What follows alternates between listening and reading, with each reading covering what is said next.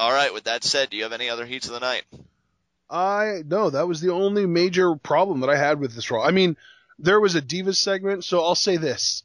I have no other heats of the night, but I do have a nitpick regarding a Divas segment. And believe it or not, it's not even the Divas segment that you're thinking. Because I know you're thinking, oh, now he's going to talk about Cameron trying to pin Naomi while she was laying on her stomach. But no, that was hilarious. The problem I have is that the PaiJay feud is now being completely overshadowed by this Bella crap. I know. AJ summed it up best. Leave the Divas Championship to the grown-ups and let them work out all their crap on Jerry Springer or whatever, which they tried to do, and Jerry took the bump, so we all know how well that worked out. Yeah, and that's another thing. Jerry Springer trying to break up a fight between these two women. Their younger and more athletic brother is in the ring watching it unfold. How great is that? This whole thing has just been so comically bad. And now to see it taint the fresh waters of this PaiJay feud, it's really disheartening. It's really disheartening. I really don't even know what to say.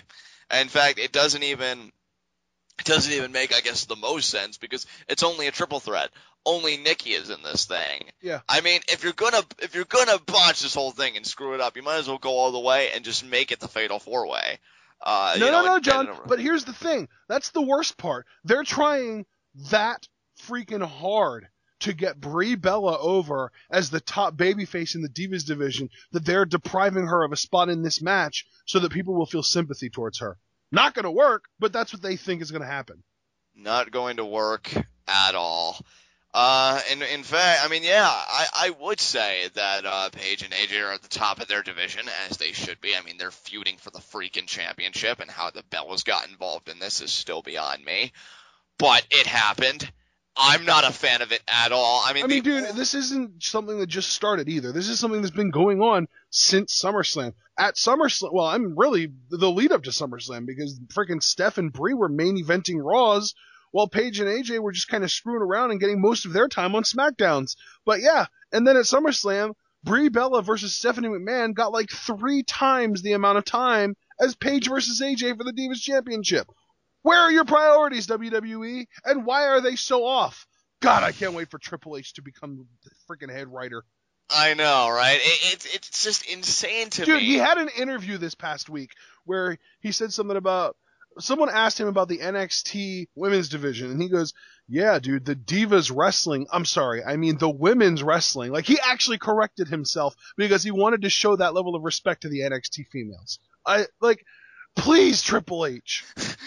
Show up faster. Save us, HHH. Yeah, exactly. Actually, it's crazy because the only silver lining that I have to just put effort in to pull out of this whole thing is that I really do think that the only good that can come out of this is that we're prolonging the ultimate Paige-AJ blow-off one-on-one championship match. And I still think I'm right. I want to hope I'm right because I'm going to be honest. If you and I are watching Night of Champions together and we're doing our live reactions and we're having a great time, and out of the corner of my eye I see Nikki Bella hooking the leg, there's 1. There's 2. I think she's going to kick out, but then there's 3.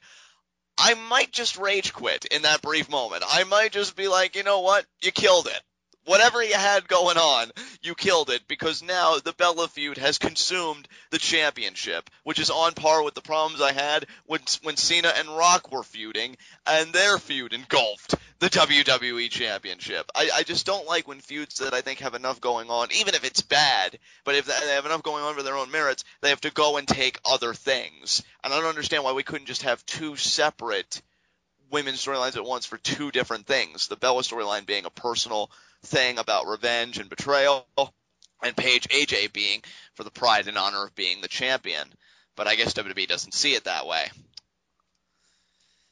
Yeah, so I just had a moment of clarity, not even regarding what we're talking about right now, but regarding what we're talking the first heat of the night, the Dean Ambrose Rollins Reigns thing. Somebody on Reddit, actually, I shouldn't say it was my moment of clarity because that would be giving way too much credit to myself and not enough to this guy on Reddit. Closet Squirrel on Reddit said, and I quote, Last night was the clean, who's the better man finish that we would expect at Night of Champions. Since it's fairly obvious that we won't get another clean win, there's going to have to be some sort of swerve coming. That swerve is Dean Ambrose. Fresh off of his movie career and kayfabe injury, he's primed to return and attack Rollins. But if he does, then guess what? Roman Reigns loses via disqualification, which means that in addition to Rollins, Ambrose, and Rollins Reigns, we are also going to see Reigns Ambrose, and all of it will culminate in a triple threat match.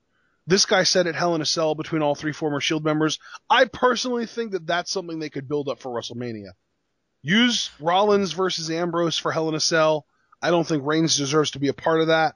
And then maybe after that, build up to a triple threat. But regardless, even if they do the triple threat in Hell in a Cell, which I would be incredibly against because I don't think Reigns deserves to be a part of that. But even if they do, it's better than Reigns stealing all the glory. In which case, really, I mean, he probably still would, but at least Ambrose is a part of the picture then. Right. See, again, I've been saying for a while now, I think I can even go as far as say the past couple months, whenever we talk about either these three men as individuals or just like as the show, whatever the discussion was, I said this year was going to be very interesting from some of the things that I've read. Well, I'm tired of being so ambiguous. I think I'll bring the cat out of the bag and I'll reveal some of the things that I've read. One of which being that on the road to WrestleMania, particularly at the Royal Rumble to start, that it's supposed to come down to those three guys was one of the rumors I read. Now, this was forever and a day ago, and with things like WrestleMania, things change on a dime. But I can very easily conceive that happening. I can very easily conceive this year's Royal Rumble coming down to those three guys and Roman Reigns potentially winning, even though, again, with how hot Dean Ambrose has been as a babyface, I would lose it so much if he pulled out the win. That would be ridiculous.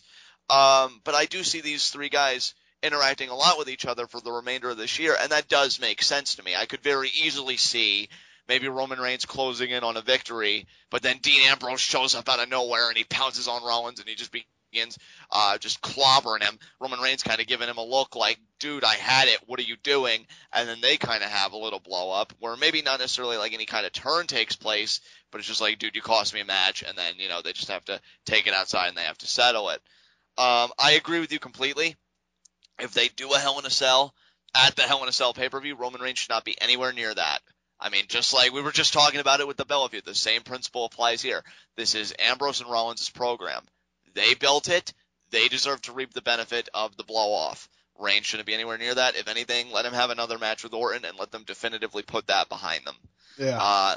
Then what you do from then to the Royal Rumble, as I said, when the alleged rumor of those three coming down to those three, I don't know, because you'd still have, I think, Survivor Series and then TLC. So I don't know what you do at those two pay-per-views, but again, I do see a lot of interaction between these three guys. It'll be curious how all of that unfolds. But I think that Reddit poster, I think, yeah, he may be onto something, because that certainly makes a lot of sense to me. Because, hell, everybody always says that Dean Ambrose, I mean, his nickname is the Lunatic Fringe, so he's not going to be sensible about getting revenge. He sees an opening. He's not going to afford any consideration to anything else. So it certainly makes sense to the character. But the reactions and interactions between, Roman Reigns and Dean Ambrose, that's really going to be the point of intrigue. So. Yeah. All right. Well, I think that we are both, you didn't have any kind of problems right. to point out, so I'm done.